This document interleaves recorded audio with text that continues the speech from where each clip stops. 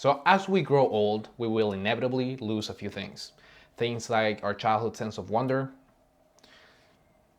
hope, but perhaps more importantly, muscle mass. And while we have tools like the indomitable human spirit and anime to fight these first two, we are left with nothing but our own grit, determination, and the desire to always be stronger than our coworkers to fight this last one. Now, a very simple and oftentimes overlooked habit that we can use to guard us from this is running hard. When was the last time you set out in a full sprint, a full max effort sprint? Not a, I'm kind of tired, but I'm trying really hard sprint, but a full sprint. Because there is a difference. So let's talk about it. Now, sarcopenia is the inherent loss of muscle mass that just comes with age. It's a natural process, happens to all of us. It's coming for you. There's nothing you can do about it. So you can stay in denial, like most people do, and say that you're too busy with work or that your work is so important, and then just throw your back out twice a year, every year. Or we can all be big boys and girls and do something about it. We can take care of ourselves and be a well-rounded, strong, and active member of society. Now, to combat this, the best thing you can do is just go to the gym. Lift heavy and eat enough protein, and you should be good. So why is this video about sprinting? Well, it's because as a lifter myself, I can tell you that it gets pretty easy to just be lazy and stop doing athletic shit outside of the gym. It gets kind of easy to hide behind the skirting of like plyometrics, the Olympic lifts, or the fact that you're still training pretty hard, and then just let go of all the athletic shit that you used to enjoy and do as a kid. But even beyond the training and the physiological benefit the sprinting can have, it's just the fact of the matter that why would you lose this ability? Why would you let go of this, okay? It's a fun thing to do. It's an exciting thing to do. So why would you stop doing it? You know, you can do this a lot more often than you can max out anything interesting in the gym, besides like hypertrophy sets. But it needs to be full effort. It needs to be a max effort sprint. This mainly means that you need to allow yourself to fully recover in between sets. You cannot be running while tired. Okay, you'll eventually will get tired, but there's a difference between running tired and running fresh. In order for it to be considered a true sprint, you need to be running fresh, even if you're a little tired from the previous reps. If you don't allow yourself to run at full tilt, to run at max effort, to run while rested, then you're just doing more conditioning. It's just another conditioning session and it's not a sprinting session, which in itself is not a bad thing, you know, but you just need to be aware of what it is that you're actually doing. So from a physiological perspective, there's a ton of benefits to sprinting. For one, it allows for an extremely high rate of motor unit recruitment. Those fast twitch fiber muscles, those big motor threshold units, which are the same ones that we tend to lose as we grow old. So this provides the body with yet another stimulus to hold on to all of that. Now, this is not on the same level as actually lifting above 90%, just because it's a different stimulus and you're loading the system in a different way.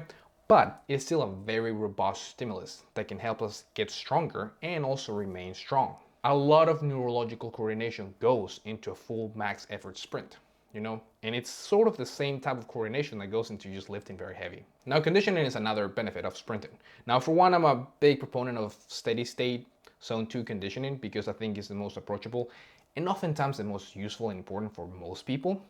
But there is a lot of good conditioning that you can get from sprinting. But once again, the most important thing is to just be aware of what you're actually doing. I, for one, only consider sprinting as relatively short distances ran at a max effort level with max intensity and with very big rest in between. When you purposely cut your rest short and you don't allow yourself to fully recover in between reps, you will inevitably slow down just because you're getting tired, okay? And at that point, I no longer think of that as a sprint. I just think of that as conditioning. And you can extend these a little further. Like you can even get up to the 2-minute mark for a proper sprint, okay? Just give yourself enough break in between. Now, for programming guidelines, you should look at sprinting the same way you look at heavy lifting, because when done properly, and to be honest, even when done poorly, it will be a very demanding training session. If you choose to do short sprints, okay?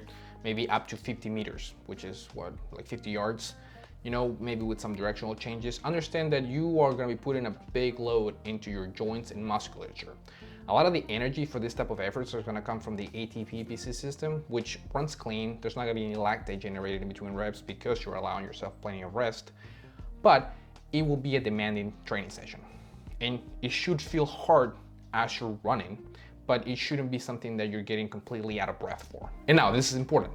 If you're actually getting out of breath, you know, if you cannot recover and you cannot get any more than like 5 good sprints without feeling like you're slowing down, then you're probably not quite ready for this type of training, okay?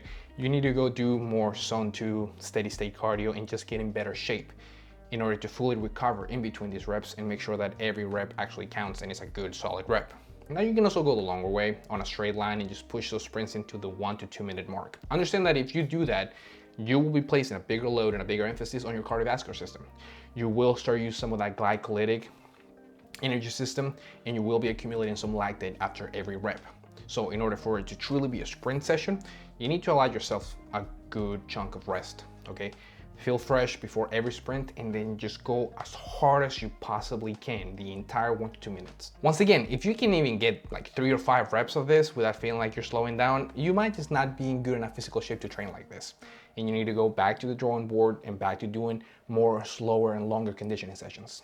And regardless of what type of sprinting you're doing, with time, as you get better and as you get fitter, you can start cutting back on your rest, you know, and start doing more like normal conditioning, you know, but just make up your mind every time before you start a training session. What am I doing today? Is this a sprinting session or is this a conditioning session? You know, and I promise you, your training will go a lot better. Lastly, sprinting can be a fantastic tool to preserve speed and power, you know, and it can be fun. These sessions should be exciting. They shouldn't be a burden on you, you know. Like I said, ideally you won't be breathing that hard. You get plenty of rest in between sets or reps. You can chat, you can just have a good time and still try very hard. Do not get sucked into this cult of like hard conditioning, of being tougher, of always training harder than the other person. You know, there's a lot of stupid fucking coaches out there pushing this onto kids.